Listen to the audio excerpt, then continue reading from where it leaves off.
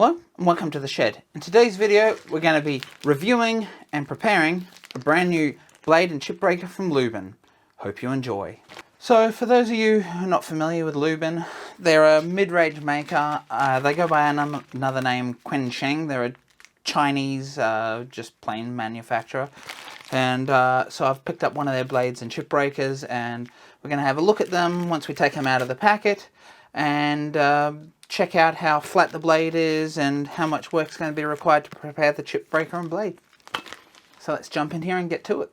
I've got my usual prototype sharpening set up here. I'm going to do an official one eventually because I've decided what I want with this, but moving on, let's unpack the blade. So this is a blade for a number 4 or 5. It just comes with a little bit of machine oil on it, so just got a bit of paper towel, we'll just wipe that off. Just a light layer of grease. We'll just get that off because we don't want that getting on any of our stones. So we can see at quick look that this looks like it's a really professionally made and milled blade. You can see the mill marks just up here. So we know that it's a pretty quality blade. It's in the thicker styling like most of the modern blades are. Got a nice milled bevel here. Everything looks fairly square.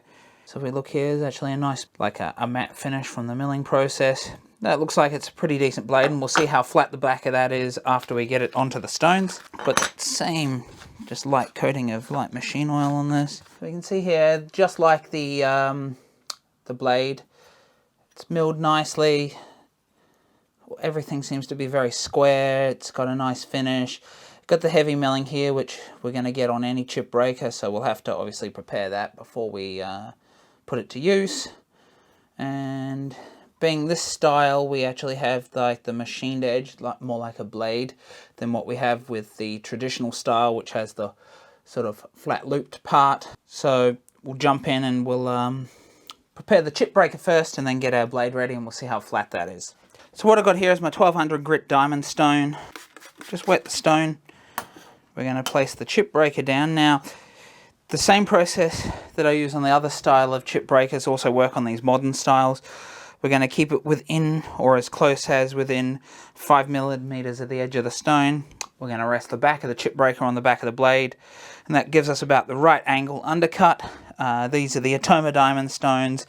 This also works with the DMT stones, and I believe the Easy Lap stones are the same thickness as the DMT ones and these Atoma ones. So anything within that region of about 10 millimeters or a little bit less is actually going to be fine for this.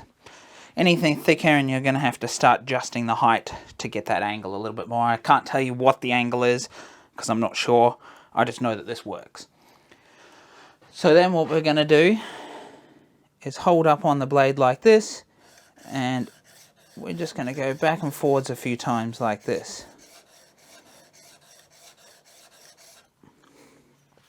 And then we're going to have a look to see, if we look here, we're looking for a fine bevel all the way along that edge. Now, it's a little bit hard to see on the camera there. I don't know if you can actually see that. There's a line running all the way through. It's just a little bit that's not quite just up on this top edge, so I'm going to come back.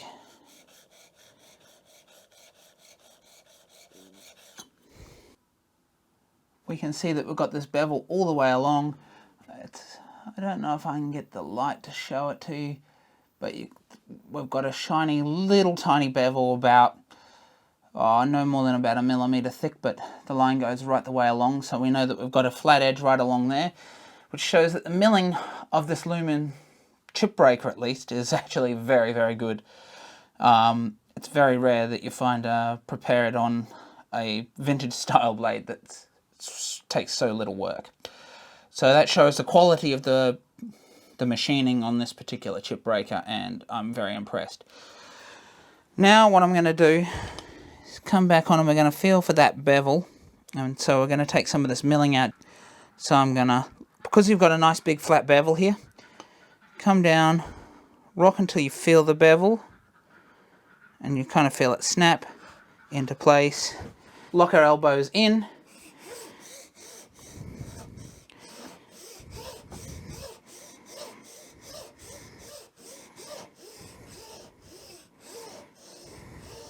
So if you have a good close look there now, you can see these lines are still here. And that's the machining mark. Pretty much got a flat line right across from the stone right on that edge, and we could put it to work, but I just want to go a little bit further and get most of that machining marks off. So I'll switch it out to my 600 grit stone now.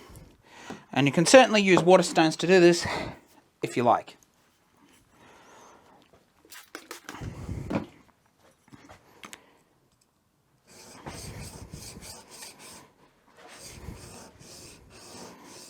Fun when I'm doing something like this, and if you struggle to hold it, and this is what I did a lot more when I first started, is you just do little tiny strokes like this, and I find you can hold your angle better.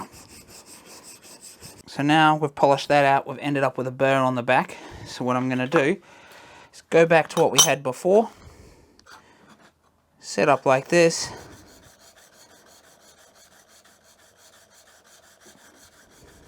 burr's gone. Now burr's on this side, one stroke.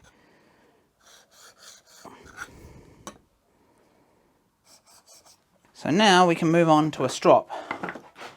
Now you can use the strop with or without honing compound, and we're obviously looking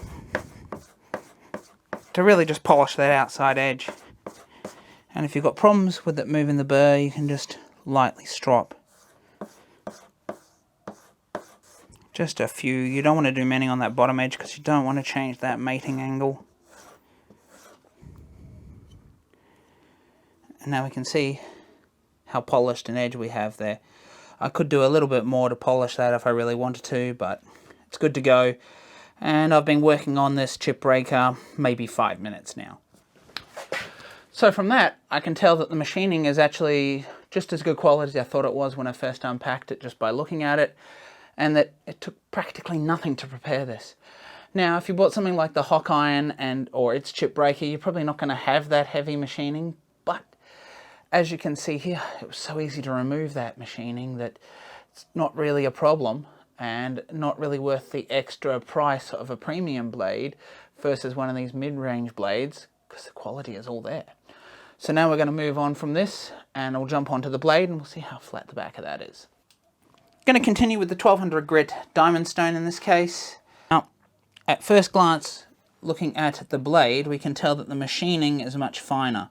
It's not as heavily machined, which is to a finer tolerance than it was on the chip breaker. So before I touch this on the stone, just with the blade, I'm just going to put a little bit of permanent marker on here, back about an inch or so, because that's usually all you're flattening on the back of these sort of blades. And then we're going to bring it in like this, rest it on the angle, push it down, and we're going to start working it. If we look at that blade, we can see that I've got a little bit more work to do here. We're already removing here, so that was just like 30 strokes. So what I'm going to do is just put it back. I'm going to put it onto the 600 grit stone, run it back a few times, and then we'll come back to this 1200 grit and we'll see how quickly we can flatten this out. Just remember when you're holding these that you're right up on this top edge here. You want to get all the pressure. I keep 2 on there, another finger in the middle here, and then just rest, and I use my thumb back here just to guide it with this finger here. Just so you're keeping all the pressure down where you want it. So if we look up here, you can clearly see there's still this part that hasn't been sharpened, and this little part here in this front bit. So I'm just got to go a little bit further until we get this done, which hopefully is not too much longer. Now obviously I have a much more aggressive stone and I could go up to that if this was too much of a problem, but in this case I don't want to over remove material, so we'll just persevere with this. So what I've got happening here is I've just moved to my 240 grit water stone just to show you that you can do this with inexpensive water stones as well. And turn it around. You just got to regularly turn with these water stones and make sure that they are wet. So the blade's finally flat now. It took about probably half an hour to get that flat. There was just one spot in the corner here, which you can see just here, that just had a little bit of deeper planing marks, and I just wanted to remove them. And you know, you do it once, get it ready to go, and you don't have to flatten it again. So half an hour, while not fantastic, you've not got a premium cost of a blade that you're going to flatten in 2 seconds, and even some of them can be twisted, and it doesn't mean that all the blades are going to be a little bit deeper machining like that, like I got. It might have been just a once off, because this is the first one I've had. I can't say that for sure, but half an hour is not that long to flatten the back of a blade. I've had some vintage blades that have taken a lot longer than that. So now what I'm going to do is move on, and we're going to sharpen this bevel using the Veritas honing guide. Now you can clearly see that line all the way across here. There's a burr. We'll remove that on the next stone. So because we were able to get that sharpened right across pretty quickly, it shows that the machining on this blade was pretty good, and even without putting a square on there, you can see that it was actually very square across the front of the blade, which is perfect. So now we just move on, finish the sharpening session, and then we can make the chip breaker to the blade and see what happens. We now proceed to remove the blade out of the jig, pulling it forwards so we don't damage that sharpening edge. So now our blade is sharpened. We're going to put the strop into the vise. So you can put honing compound on it if you want. Mine currently has nothing on it. And I'm just going to move it back and forwards a few times on the back, and then onto the bevel, holding it like this. Being careful not to sort of increase the angle like this, and do it about 50 times. So as you could see there, it didn't take too long to actually sharpen the plain blade. It was very square across, and the process was very, very quick. Whether you freehanded or used the jig, it's still going to be a very quick process. So now we're going to move on and attach the chip breaker and diagnose to see if there's any gap between the mating of the chip breaker and the blade. And the correct way to do this, where we don't damage our edge, chip breaker sideways, slide it up, spin it round, and then we can push it up about 1 millimeter from the edge, and these ones have too big a screw to use a lever cap to do it up, and we don't have one here. So this up like this, and we're going to look through the gap between the blade and the chip breaker, which is way more difficult on these modern ones because they're so flat, but you can still see it if there's any light.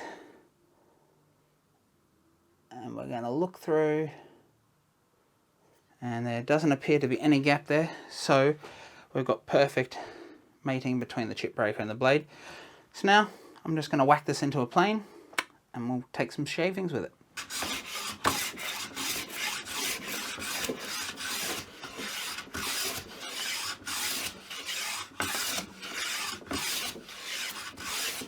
So we can see that we're getting a full length, very, very, very, very fine shaving, which means